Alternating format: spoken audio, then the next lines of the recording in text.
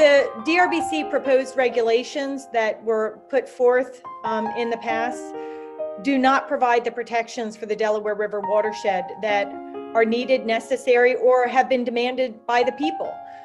While they do propose a ban on fracking, they allow the toxic frack wastewater to continue to be imported into the watershed for treatment, storage, and disposal, and they allow water withdrawals to support induced fracking elsewhere that's going to result in more toxic frack wastewater, not to mention climate changing emissions. The communities and our Delaware River Coalition for a full fracking ban have been demanding just that, a full ban on fracking in all aspects of the industry. We've brought that message to the governors, to the president's office. All eyes on February 25th are going to be on the DRBC, the governors of the 4 watershed states, and the president's office, to see if they fulfill and honor their promise that has been made over years to protect our Delaware River watershed from the ravages of fracking, and to fully and fairly address climate change, put the needs of the people and our environment ahead of the greed, goals, and profits of industry. This announcement for this meeting next week was a surprise.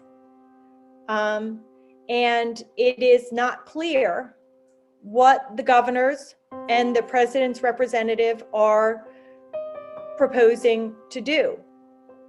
We do know that the governor of New Jersey, Pennsylvania, and Delaware have gone on record that they support a full ban on fracking, including all aspects of the industry, the toxic frack wastewater and the water withdrawals, as well as the fracking itself. We know that the governor of New York, Governor Cuomo, has been proactive in the past to protect communities from the ravages of fracking. And we know that President Biden has made a commitment to fully, fairly, and meaningfully address climate change, environmental protection, and environmental justice.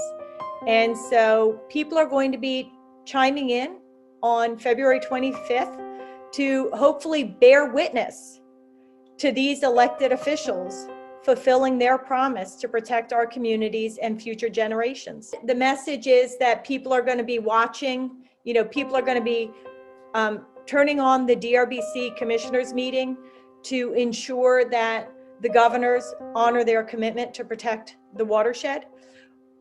We don't know actually which way they're going to go.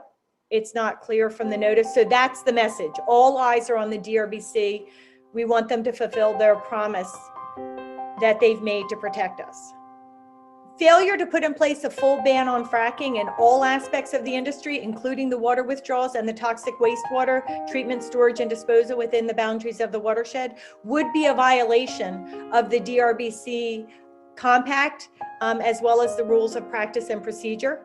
And so the next step would be for the Delaware Riverkeeper Network and our Delaware River Coalition for a full ban on fracking to join forces and defend against such a decision.